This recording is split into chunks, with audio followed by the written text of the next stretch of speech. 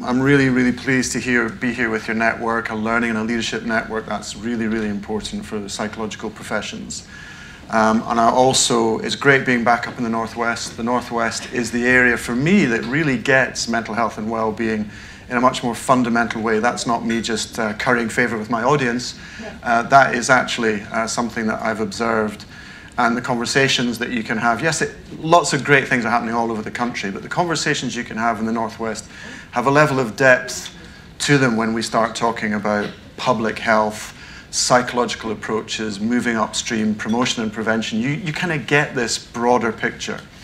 So I feel very comfortable sharing this broader picture with you. So I'm going to take you from services that are really dealing with some of the hard end, and I'm going to take you broader. But what I want you to keep in mind is that no matter who is using our so-called pointy end hard services, they're members of our communities, and they need to be supported to live in our communities, and we can't do that if we separate out the services we provide from the community assets and the psychological and social supports that we as families, as individuals, as organizations can give to people. So I'm really extolling the virtues of that wider approach, which has application to everybody, no matter what the severity of their current conditions and difficulties are.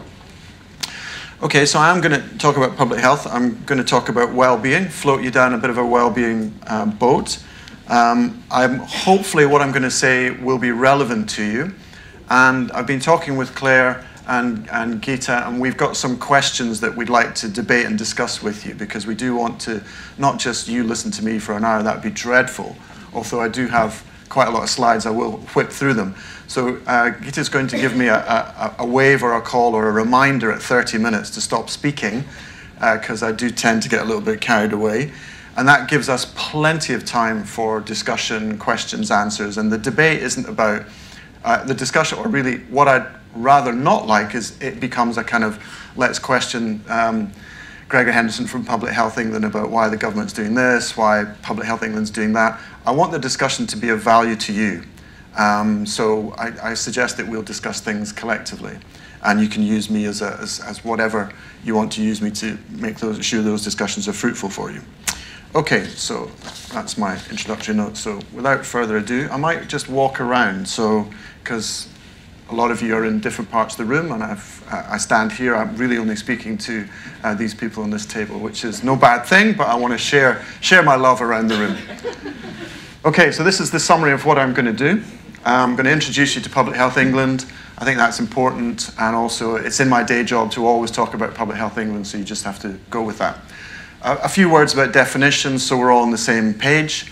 And then the growing interest in all things well-being, which, you know, my background is I was born and brought up in the north of Scotland in a Presbyterian Protestant background, so I don't do happiness, you know.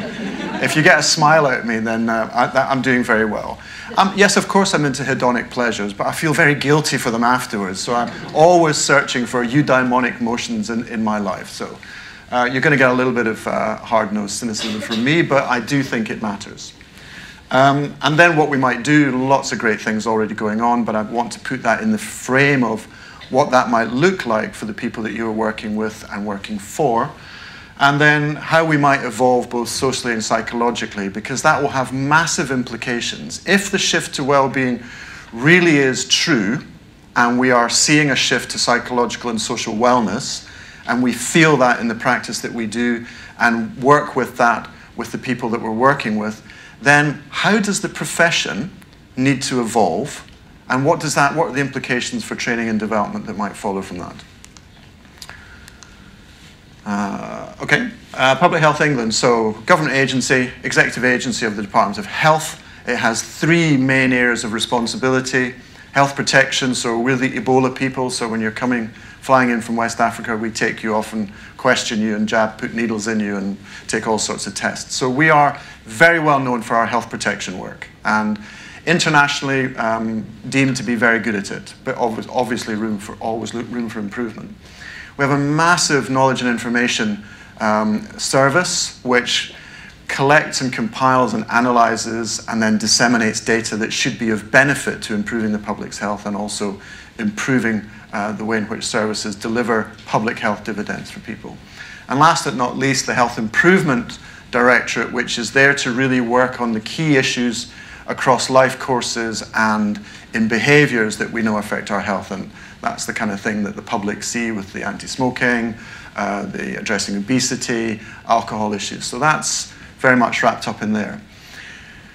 5,000 staff, 5 billion budget, massive. Very, very close working with NHS England, but you know what it's like when you talk about health, it defaults to illness and services. So the NHS is what the public think about when they think about health, but that's not health.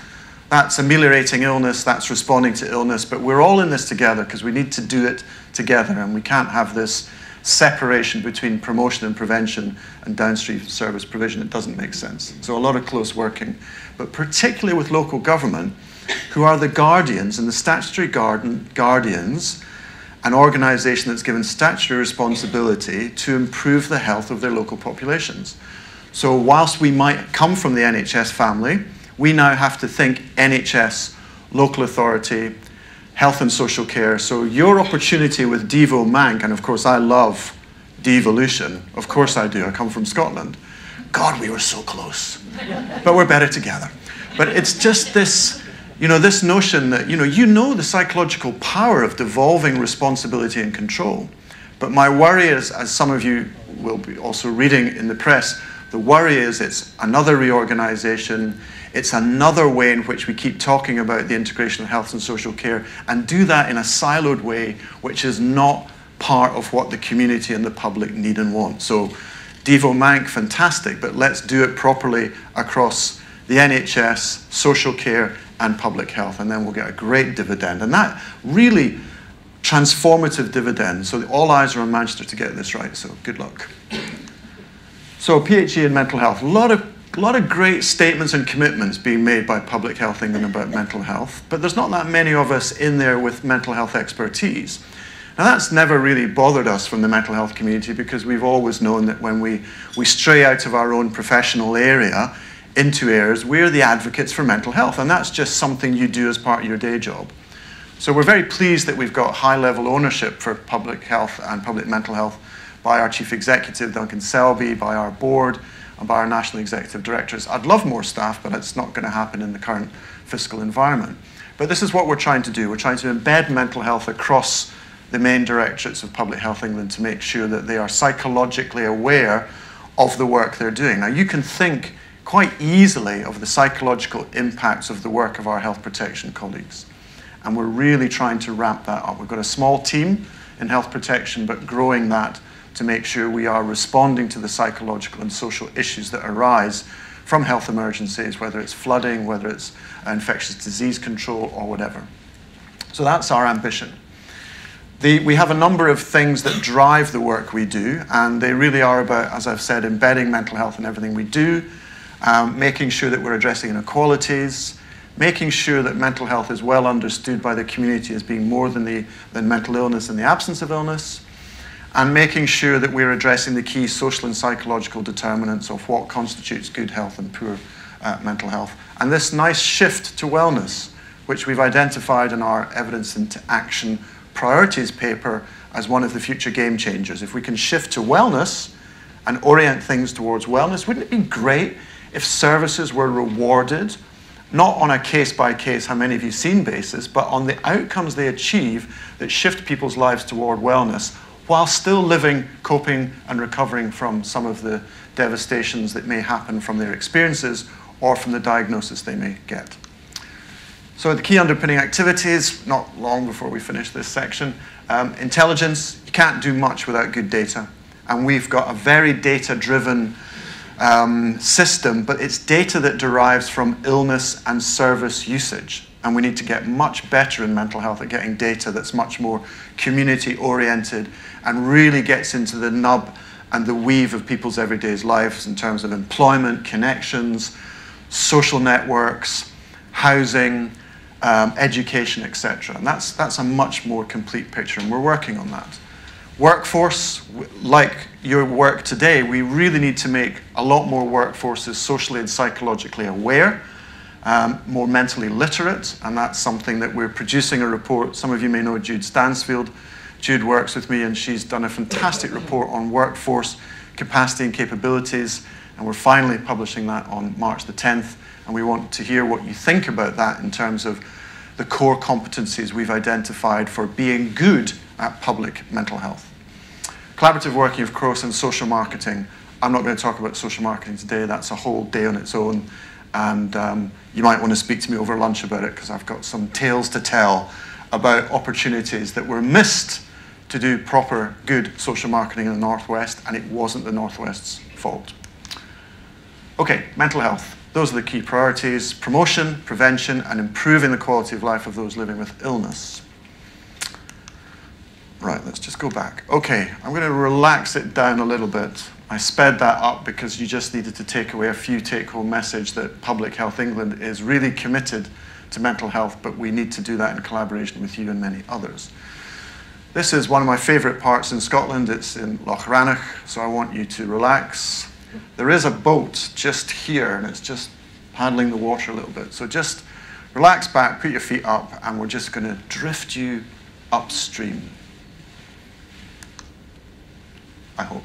All right, some definitions. This is, I just love this. Anybody in the room read the Chief Medical Officer's annual report on public mental health? Could you put your hand up? My mum was a teacher, so I get, everyone put their hands up. Higher? Claire, you're amazing, I have to say. It was an interesting read. Chapter 2 was extremely interesting, but one of the things she got caught up in was the need to find definitions that we can all agree on. I don't know about you, but we are working with the complexity of the human condition. I'm not so sure the human condition's complexity is reducible to one paragraph of definition. So I'm quite happy that we've got this loose, evolving, dynamic notion of what defines mental health and mental well-being. And so these things on this slide are really someone else's attempt to say what it is, but I draw your attention to the two most important things in my view, which are the psychological elements of good mental health and the social aspects to it.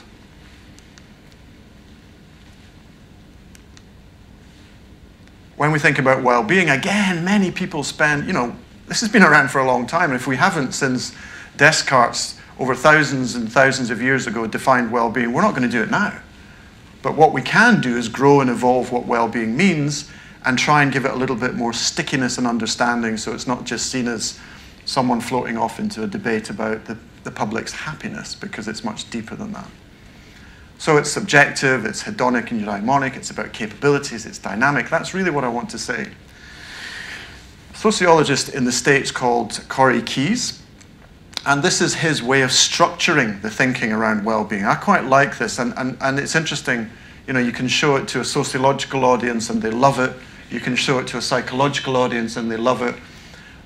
But it doesn't translate well to the general public because they don't understand these terms necessarily that we use, but we understand them, and I think it's important to think about all of the elements that go to make up well-being. Now some of you in the room are thinking, God, I'm a psychologist, I work in tertiary services, I'm just not sure what this is, the relevance of this is to me. Well, it is relevant to you, because these are all the things you're working with your clients on, you're working with your groups on, because these are the things that enable people to do and live the lives that they wish to live. So these are very helpful. The slides will be made available to you afterwards, so please, these are just a backdrop for me saying things. Well-being, it's not new. It really isn't new, but it's gathering a huge amount of momentum, whether you're talking at OECD or the United Nations, and there's some great, great books about it. I'm reading a book at the moment which is called Gross Domestic Problem. And what that book is trying to analyze or trying to say is that we as a society, and here we go, so I'm just going to park psychology and sociology for a moment, and I'm going to go cultural. We live in a time where the success of our country is measured by simplistic economic production. That economic production is now no longer sustainable. We need 1.5 planets to sustain that level of economic production. It's having massive environmental implications. And it's having huge social disruptions because of that. The way we work, the way we live, the things we spend attention to, what our governments deem to be important, what people deem to be important. We're in a bit of a psychosocial distressing situation at the moment. So a lot of people are questioning the thing that drives some of our behaviors since the 1950s. And this book, Gross Domestic Problem, traces the historical roots of the measure of GDP and why that drives the way that we behave and the way that we act. And there are ways of countering that. Oh, where's he going with this? But President Sarkozy commissioned Joseph Stiglitz, Amartya Sen, and Joseph Fitoussi, very well-known economists who are known for some of their more left-wing thinking, so it was quite interesting that Nicolas Sarkozy commissioned them, to come up with how should we measure society if we are progressing socially and humanly. And they came up with some really interesting findings. That's created a bit of a momentum, and all these other organizations are now in that space. So not to be outdone, our good Prime Minister David Cameron stood up and said, if you remember this many years ago, really paraphrasing from a speech by Robert Kennedy, who in 1968 had this most marvelous speech, which you can see on YouTube, saying that we measure the things that don't matter to life. So this is not new. And this is the attempt that the UK government is making, is to measure well-being. Unfortunately, the questions they've used are rather narrow, but we are in the measurement space. And this big wheel here are 10 dimensions and 40 measures that go up to make this wheel of national well-being. So we're in that space, and the analysts are in that space, and the politicians and others are coming into that space. So it's an interesting one. But what drives it? What drives well-being, and what psychologically and socially will that mean for us? Well, this is really interesting, isn't it? Particularly if you live in Northern Ireland, because you have the greatest level of life satisfaction in the country, which is good. But this is interesting. So income obviously influences it to a certain extent. Employment influences it significantly. Whether or not you volunteer, whether or not you've got high levels of capital, whether or not you meet people. So these are just ways of measuring and showing that we kind of know what matters to our well-being, and we can actually measure it and trace it. This is a slide that we in the trade call a killer slide, particularly if you're someone like me who's arguing for more and more resources for mental health and well-being, because it shows that if you reduce social isolation and you improve social relationships, that's as good as giving up 15 cigarettes a day in terms of your mortality. So we need to start using some community and other measures that we care about, that are psychosocial in their birth, that we can shift towards really meaning and understanding what public health can do and what the public's mental health might look like. Trust. You know what it's like as therapists and as counselors and as psychologists to work with people. It's based on trust, and the relationships you develop are absolutely crucial. But we're finding that the way we're living is not producing as much trust as we'd like to. So that's a very important component of well-being, and trust levels have gone down significantly over the last 30 years. And I think that really affects how we think and feel about ourselves and how we relate with others within our communities and within wider society. So that matters.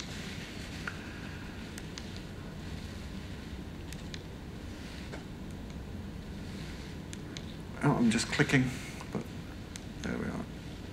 Simon, should I stand nearer to you, or? Oh, there we are. Wellbeing matters to health. Let me just go through, you know some of this. So as well as addressing the underlying symptomology that people have, part of what we're trying to do is ensure that we can develop a sense of well-being, resilience, social and psychological competence that enables people to continue to recover. It's no good having the best, most intensive service for 6 months, for a year, and then not be able to carry on the recovery in the social and community context within which people live. So focusing on well-being, I think, enables us to do that. Wider benefits, you know the wider benefits. So whenever we're doing something around psychosocial well-being, we are improving some of these other outcomes, educational, employment, pro-social. We are really getting to the nub of what matters and what it is to be human. Okay, let's keep going if I can. How am I doing for time? Right, wow, gosh, I'm doing well. Okay, distribution of these things, however, is not equal. And again, in the Northwest, you are doing as much, if not more than most, to make sure that we understand the psychosocial implications of the very unequal ways in which our society behaves and the way in which we find ourselves now. And this book is a great reminder by Richard Wilkinson and Kate Pickett about the effects, the psychological effects, it's what they call the spirit level, that more equal societies do better than less equal societies in terms of psychological and social well-being. And it's a fantastic book, and they continue the argument alongside very, very effective activists like Danny Dorling with this website that enables everybody to see the data they're using, to see the arguments they're making. And another good book to read, because I'm full of good book tips, is Danny Dorling, The 1%, and how he studied the 1%, who now own nearly 90% of the wealth of the world. And he studied different parts of the 1%, because they're not all one type of person. There's all sorts of different levels of 1%, from your billionaires right down to your barrister living in Islington on a salary of $250,000 a year who worries where they are in the social hierarchy and pecking order. And I'm trying not to sound judgmental, because I do actually come from a public school background myself, so I should be very careful what I say. But it really matters. And the levels of inequality matters because they really matter in terms of how we psychologically see and view ourselves. The other thing is, though, a lot of what we do, and your profession, has been roundly criticized by some. Particularly, some of you might know a colleague of mine, Lynn Friedley, who is on a very rich vein of thinking about how governments are beginning to use psychological interventions as a way of coercing people into things that they may not yet be capable of. So if you're wanting to see the argument that she's making, read and Google some of Lynn Friedley's work. It's a very powerful argument, and it's gaining some traction. But maybe we can return to some of that stuff at the end. This is Zygmunt Bauman, and he is a sociologist. And this is what Zygmunt has to say, because he's very concerned about the focus on individuals. So we've got an unemployment problem. We need to have welfare to work. You've been out of work for 3 months. What you need is a really good IAP service or a psychological resilience building service. And if you're not able to get a job after 6 months of that, well, what the hell's wrong with you, is her argument. That's not Public Health England speaking, as I say that to the camera. That's someone else's argument. But this is interesting. And this is where we find ourselves in the psychosocial space. And it comes back to the way we live our lives. The risks and contradictions of life go on being as socially produced as ever, but the duty and necessity of coping with them has been delegated to our individual selves. So it's a kind of call for saying the individual is only I as part of we, the individual is part of something bigger, and any of our individually focused practices have to have that uppermost in their minds. And this is what Lynn said in a document in 2009. She's really moved her argument a lot on since then. And she was invited to speak at a recent New Savoy Partnership Conference and found herself unable to do so because she would have to share a platform with people who are extolling the virtues of psychological approaches in welfare to work. So she's standing very true to her principles. But this is where she's coming from. The erosion of the things that are around about us on our psychological well-being also need to be addressed. So it's not just about being psychologically minded in public health. It's about ensuring that public health helps create the conditions that don't lead to these forms of neglect and these forms of determinant of poor psychological well-being. Does that make sense? So I'm just keeping you broad and keeping you wide. Okay, so what do you do? Well, if you treasure it, as Gus O'Donnell says, you measure it. And lots of attempts are now being made to measure well-being or mental well-being. One is the Warwick Edinburgh Mental Wellbeing Scale, and some of you have probably used this. This is the 7-point scale. There is a 14-point scale. rigorously tested, all the validities that you would want, so use it. Use it. But it's not an individual measure of well-being, it's a population measure of well-being. And again, moving away from the individual, what they've done in Scotland is they've got a public mental health indicator set that they produce every year. And this is a kind of dashboard of things that matter to the public's mental health and well-being. And it's made up of individual elements, community and structural, and it's made up of positive mental health measures and mental illness and mental ill health measures. It's a fantastic compendium, so I recommend that, not just because it's Scottish, and I'm Scottish, but because it's a very good way for a local public health and NHS trust to understand what might be going on in their areas by using a multiplicity of indicators that give a really good picture of the mental well-being of a population. Okay, we can act on it. And this is the populist notion of 5 ways to well-being. And you know all this stuff really well because a lot of the things you do in your practice are enabling people to connect, enabling them to take notice of things around about them, to keep learning, and also to give. Gratitude. I met a guy recently called Nipun Mehta, N-I-P-U-N-M-E-H-T-A. Anybody heard of Nipun Mehta? He's set up a website called, I'm going to forget the name of the website. I think it's Social Space. Anyway, he lives his life. He was a computer engineer in Silicon Valley, high-achieving young man. And after 5 years, he thought, this is just ridiculous. I'm earning all this money. We're doing all these things. What's the benefit? So him and his wife traveled through India from the top to the bottom. They arrived at Delhi airport with no money. 18 months later, they found themselves on the southern shores of India, and they'd got there through doing things, through gratitude. Do you need your ox moved? Do you need the hay turned? Do you need something cooked for you? And he then decided to dedicate the rest of his life to living just with gratitude. So if we're over here on the selfish spectrum, and he's over here on the gratitude spectrum, he doesn't have a wage. And I said, how on earth does your life work? And he says, this was his response. It was quite kind of, meditative. So I had to kind of do a kind of Northern Scottish D-check as I was listening to it.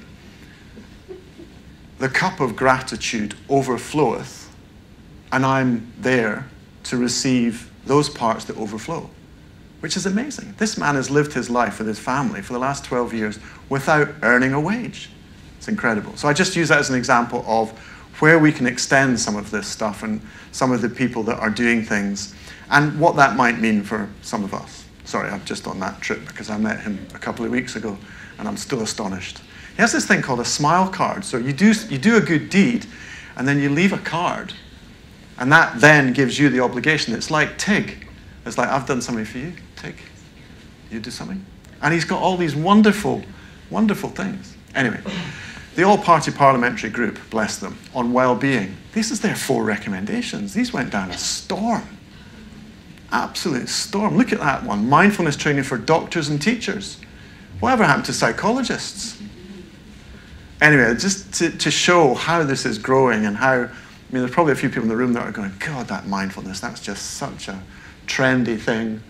What they really need is long-term deep cognitive or long-term deep psychoanalytical. It all matters. It's not a panacea. And, look at me, I'm walking up and down. I can't sit still for a minute. So I found that quite challenging.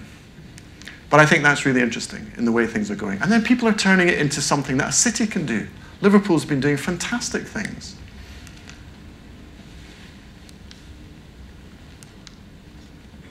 Limehurst, not too far away from here.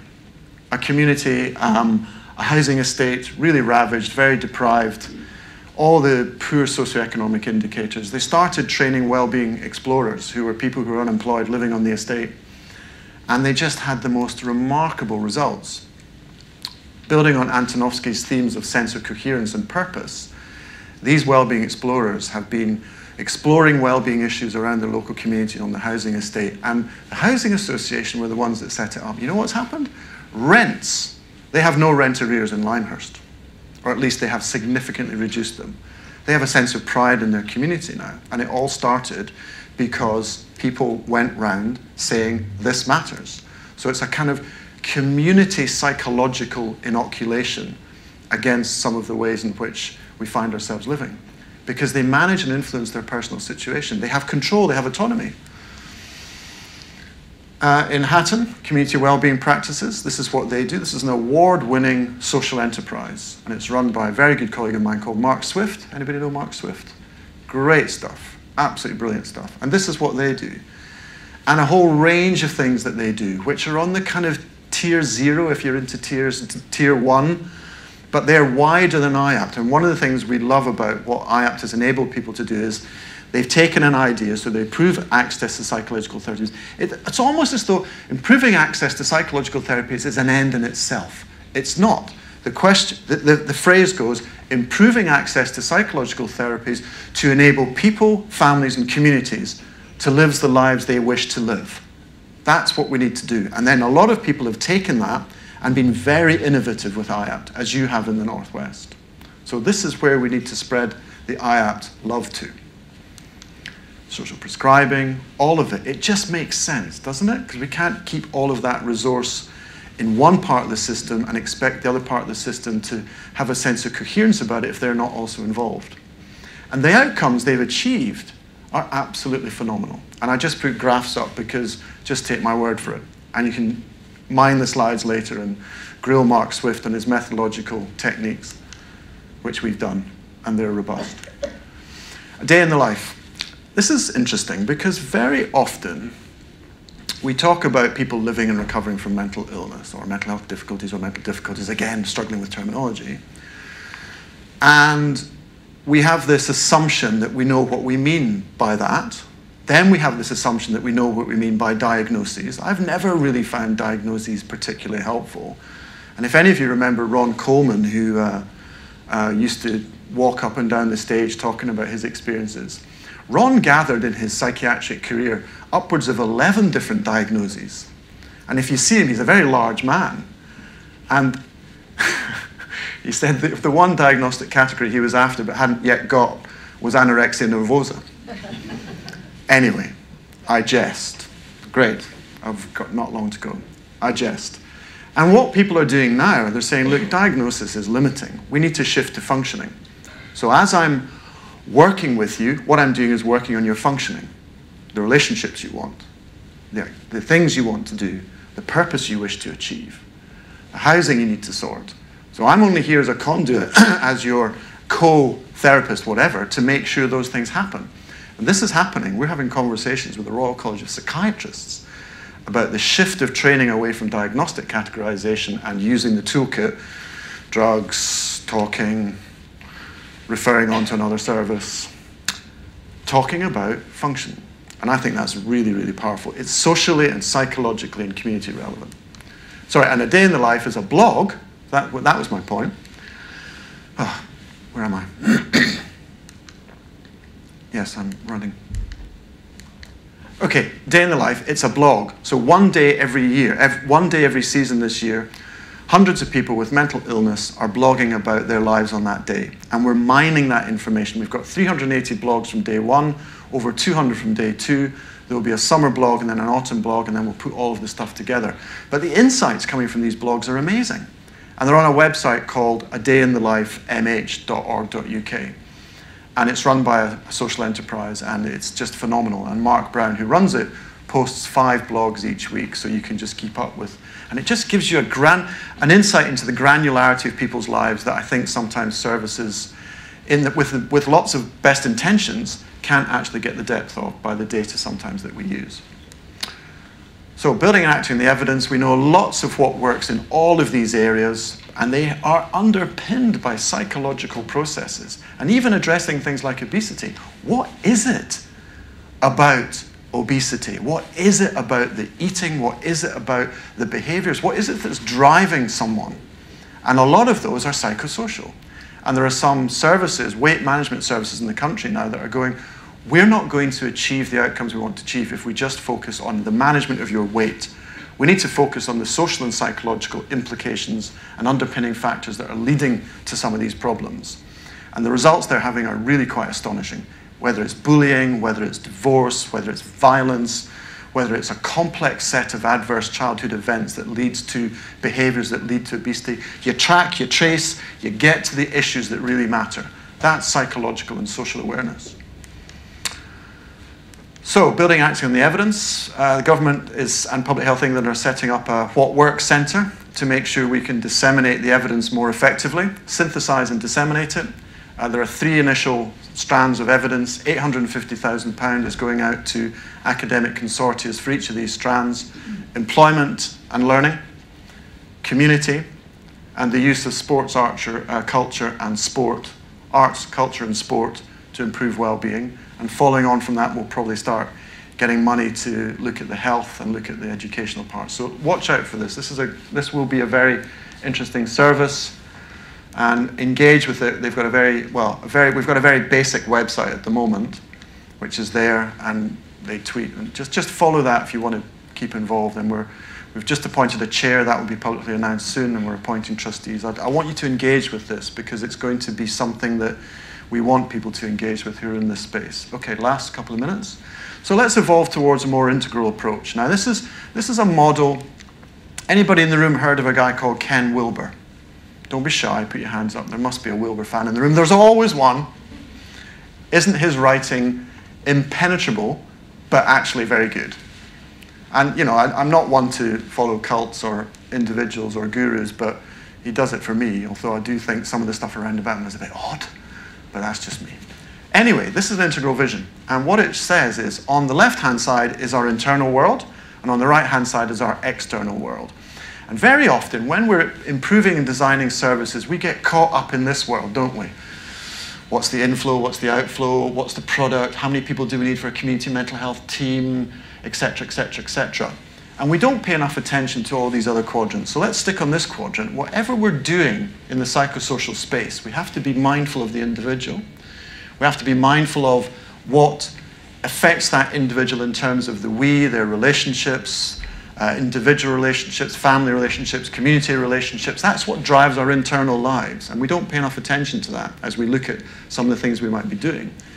And also, we don't pay enough attention to the cultural context. So if I use an example, so we've got emotions, feelings, thoughts, the group values, culture, meaning, social support, relationships, the medications, hospitals, care, treatment, and support we give, and the economic, material, social environment that drives these things, or the GDP quadrant, as we call it. And what they're arguing is you've got to do something. So if you're a service planner or a commissioner, you've got to do something in every quadrant. So if we're going to be devising a public health approach to addressing the psychological determinants, we've got to do something in every quadrant and keep that in balance, otherwise the system is not integrated.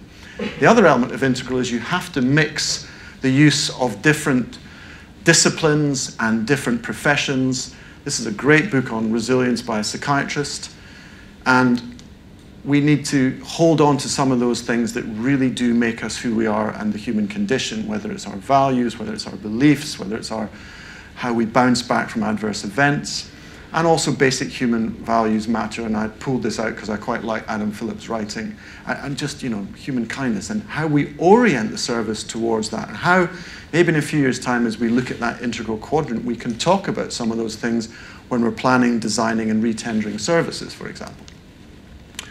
Okay, I'm nearly there. So that's where I want to stop. I've deliberately painted the big picture. I want you just to relax for a moment and look at the questions, and we'll facilitate some discussion. Maybe other questions you've got, but those are the ones we think might work in this room for you today. What are the implications for your workforce development and training?